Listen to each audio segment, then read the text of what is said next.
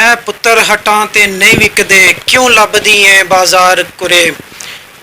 میرے ساتھ آج ایسے بہادر فوج کے ریٹائرڈ سپاہی موجود ہیں جو کارگل کی لڑائی میں واپس غازی بن کے آئے ہیں، اور انہوں نے اب ایسے ایسے کام آرمی میں رہ کر سر انجام دیے کہ آرمی والے ان کی جو ہے تعریف کرتے ہیں. تو یہ ایک ایماندار اور بہادر سپاہی ہیں.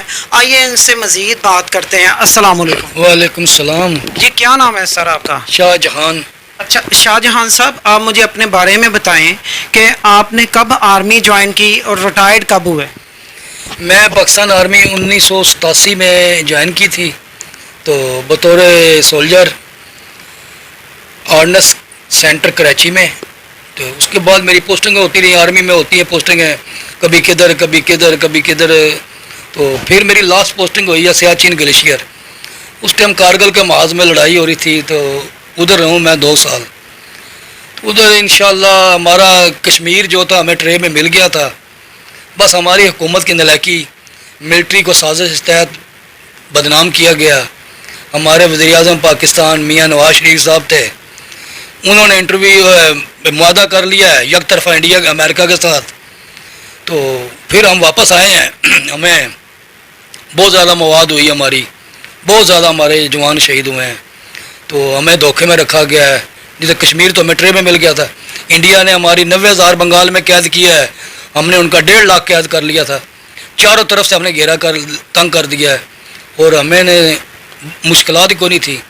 بس حکومت کی طرف سے ہمیں بہت مار پڑی ہے، اس لیے وہ ذلیل و خوار ہو رہا ہے میاں صاحب. تو آرمی کو اس نے بہت بلیک میل کیا اور بہت تنگ کیا ہے. تو الحمدللہ ہمارا بریگیڈ تھا 62 بریگیڈ، ہمارے بریگیڈ کمانڈر نصرت سیال شہید ہوئے. ہمارے بی ایم بریگیڈ تھے شیر افغان صاحب، وہ بھی شہید ہو گئے. بہت جوان شہید ہوئے تھے ہمارے. تو اس حکومت کی نالائکی کی وجہ سے ہوئے تھے، اس لیے تو وہ کارگل کمیشن قائم نہیں کر رہے ابھی تک، کیوں وہ پھنس گئی، حکومت پھنس گئی تھی.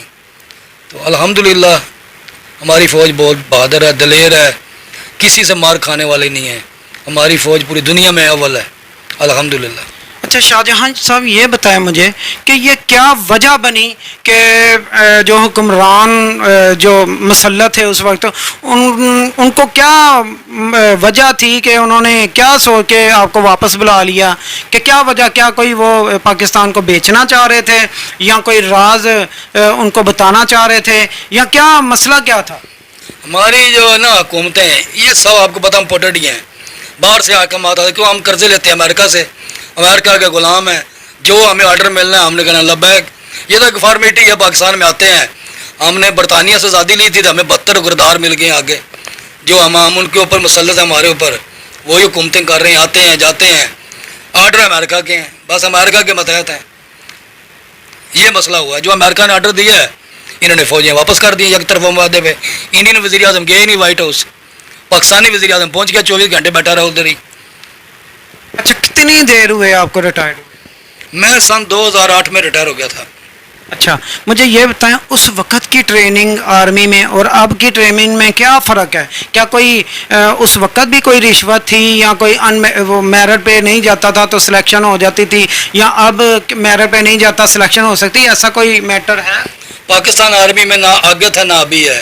فوج کا ڈسپلن ہے، ڈسپلن کے تحت چلتی ہے. کوئی اول میرٹ ہے، بس ڈسپلن میرٹ بس، کوئی 2 نمبر کام نہیں ہے. اچھا ماشاءاللہ، اب آپ کی ایج کتنی ہے؟ میری 52 ہے. ماشاءاللہ 52 میں بھی آپ ایسے ایکٹیو. میں نے دیکھا ہے آپ نے آج کل جو جوائن کی ہوئی ہے پی ٹی آئی، اس کے سرگرم جو ہے نا سرگودا ریمون ڈپو آرمی کا ہے ایک ادارہ، اس میں آپ سرگرم ان کے رہنما ہیں. تو آپ نے یہ آرمی مطلب یہ پی ٹی آئی کیوں چوز کی؟ کوئی اور جماعتیں بھی تھی؟ میں نے اپنی زندگی جب کی ہوش سنبھالی ہے نا، پاکستان آرمی میں ریٹائر ہونے کے بعد میں نے کسی کو ووٹ دیا ہی نہیں ہے. اول دفعہ میں نے جو عمران خان سیاست میں آیا تو اس کو میں نے ووٹ دیا ہے، اور اس کو میں نے اچھا سمجھا ہے پاکستان کے لیے. کیوں جتنی بھی حکومتیں آئی ہیں سب غدار ہی آئے ہیں. ملک کو انہوں نے بیچا، ملک کی ترقی نہیں ہونے دی، ملک کو آگے نہیں چلنے دیا. بلیک میل، اپنی کرنسی بڑھتی جا رہی ہے، ملک کی کرنسی نیچے گرتی جا رہی ہے. کوئی بھی ادارے ہیں پاکستان کے وہ سارے ناکام ہو گئے ہیں، لاس میں جا رہے ہیں. ان کے جو شعبہ ہے، ان کے جو کاروبار ہیں وہ اول جا رہے ہیں، ٹاپ پہ جا رہے ہیں. تو لہٰذا یہ سب بے ایمان ہے، چور ہے. نہ اس کا کاروبار ہے عمران خان کا، نہ اس کا کوئی خاندان سیاست میں ہے. ان بغیر سب چوروں کے خاندان، رشتہ دار سب چور ہیں، بے ایمان ہیں، 2 نمبر ہیں. لیکن پہلے جب یہ آئے تھے نئے نئے لوگ ان کو بھی گالیاں دیتے تھے. میں نے خود دیکھا ہے کہ ہماری مائیں بہنیں جو ہے مہنگائی کی وجہ سے جولیاں اٹھا اٹھا کے بددعائیں ان کو دیتی تھی. تو اب یہ ساری صورتحال چینج ہو گئی اب، اور اس میں کیا فرق ہے؟ یہ سارے ان کا جو مافیا ہے نا، عمران خان کہتا ہے مافیا، ان کا مافیا بہت ایکٹیویٹ ہے. وہی بلیک میلنگ کرتے ہیں، جھوٹے دعوے، جھوٹے فراڈ کر رہے ہیں ان کو بدنام کرنے کے لیے. یہ سب ان کے، یہ دیکھا ہی ابھی سب مقدمے میں نکل گئے ہیں. سب مقدمے میں عدالتیں، سپریم کورٹ سزا دے رہا ہے اور ہائی کورٹ اسلام آباد بحال کر رہا ہے. یہ دیکھو پاکستان کا کیسا قانون ہے. غریب بیچارہ 1 روپے کی چوری کرے 10 سال قید، یہ کھربوں روپے کی چوری کر کے باہر بھی چلے گئے ہیں. یہ ہے پاکستان. اچھا، آپ کیا دیکھ رہے ہیں کہ نیو آگے فیوچر آنے والا یہ کس کا ہے؟ کیا پی ٹی آئی کا ہے؟ اگر اللہ کرے پی ٹی آئی آ جائے یا جو بھی ہے آپ کے ویو سے، تو یہ کیا پاکستان کو سنواریں گے یا کیا اس کا کیا مزید کیا بنے گا؟ یہ امپورٹڈ حکومت انشاءاللہ نہیں بنے گی. یہ کر کے دکھائے گا. جو بندہ بولتا ہے اتنی عوام ہے، ذوالفقار علی بھٹو کے بعد یہ ہے لیڈر جو عوام کو نکالا ہے، جو عوام کے ساتھ مل رہا ہے، جو عوام کے ساتھ یکجہتی منا رہا ہے. ابھی دیکھو سیلاب کے لیے شہباز شریف صاحب نے کہا میں اپنے کپڑے بھی بیچ دوں گا. کیا بیچا ہے اس نے؟ تو ایک بلے پہ سین دیا، 2 کروڑ روپے بلہ بکا ہے. تو اس نے اپنے لیے نہیں کر رہا ہے، یہ عوام کے لیے کر رہا ہے. ابھی ٹیلی فون پہ اس نے پیسے مانگے دنیا سے، کھربوں ڈالر آئے ہیں. یہ ابھی وہی کلوز کر کے احساس پروگرام میں دے رہا ہے، کنورٹ کر رہا ہے. مکان لوگوں کے جو گرے ہیں ان کے لیے مکان تیار کر کے دے گی پی ٹی آئی. تو اور کیا چاہیے عوام کو؟ عوام تو اس لیے تو روٹی کپڑا اور مکان، وہ ذوالفقار علی بھٹو کا نعرہ تھا، وہ کسی نے نہیں لگایا.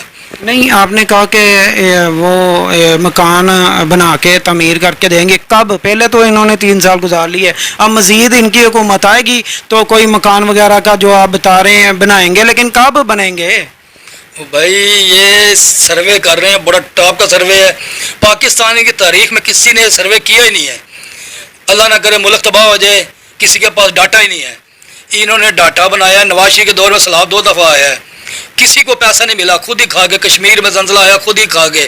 ڈاٹا نہیں تھا غریبوں کا. انہوں نے اتنی محنت کی، اتنے سروے کیے. میں خود سرگودا کینٹ کا زکوٰۃ شور کمیٹی کا چیئرمین ہوں. ہم نے خود سروے کیے ہیں، ہم نے خود غریبوں کے نام ڈیٹیل ڈھونڈے ہیں، ان کے لکھے ہیں، آگے پہنچائے ہیں، محنت کی ہے. ان لوگوں نے اپنے رشتہ داروں کا نام دیا، بہنوں بھائیوں اور رشتہ داروں چاچوں کے. ان کا ڈاٹا دیکھ لو، ان کے کاغذات ریکارڈ چیک کر لو، سارا ہمارا بھی ریکارڈ چیک کر لو تو خود ہی پتہ چل جائے گا آپ کو کون محنت کر رہا ہے. 2 نمبر کام عمران خان نہیں کرتا. اس نے ابھی جو بیویوں کے بیوہ کے پیسے آ رہے ہیں، انہوں نے ان کا نام 2 تجویز چیئرمین کرے گا، بے اختیار ہے. پیسہ ان کے بی بی کے پاس آئے گا، اس کا ڈاٹا چیک کیا جائے گا، ڈاٹا کلیئر ہوگا، اوکے ہوگا، واقع غریب ہے، اس کے پیسے اس کے اکاؤنٹ میں آ جائیں گے، موبائل میں ایزی پیسہ. پہلے چیئرمین زکوٰۃ کمیٹی ہوتے تھے، ان کے اکاؤنٹ میں پیسے آتے تھے، وہ اپنے رشتہ داروں کو بینک سے نکالے اور تقسیم کر دی، شو کر دیا، دے دیا بیوہ کو. یہ 2 نمبر کام نہیں عمران خان کرنے دیا تھا. جی ناظرین، آپ نے سنا جیسے آرمی میں میرٹ پہ سلیکشن ہوتی ہے کہ وہاں پہ صرف وہ لوگ جا سکتے ہیں، آرمی کو جوائن کر سکتے ہیں جو کہ بالکل اہل ہیں. نا اہل لوگوں کو نہ ہی رشوت کے تھرو آرمی میں بھرتی کیا جاتا ہے اور نہ ہی ان میرٹ پہ وہ کچھ کام کرتے ہیں. یہ وہ پکے سچے اور بہادر نوجوان ہیں جو آرمی کو جنہوں نے جوائن کیا اور اب ریٹائرڈ بھی ہو چکے 2008 میں. اور یہ انہوں نے کتنی اچھی سچی اور سچی بات بتائی کہ جیسے نواز شریف کے بارے میں کہ کارگل میں انہوں نے ہمیں واپس کیوں بلایا، کس کے تحت بلایا، کس رول کے تحت بلایا اور کیوں بھیجا گیا. انہیں غازی بن کے جو شہید ہوئے ان کے دوست احباب اور یہ غازی لوٹے ہیں، انہوں نے سارا کچھ سچے دل سے بتایا. اور اب جو ان کے پی ٹی آئی کی باری آئی ہے اور کمپیئر کیا گیا نواز شریف اور پی ٹی آئی کے درمیان، تو انہوں نے سچے دل پہ بہادری کے طور پہ انہوں نے بتا دیا کہ پی ٹی آئی میں یہ باتیں ہیں. اب تک کے لیے اتنا ہی. اپنے میزبان رانا اجاز کو اجازت دیں. اللہ حافظ.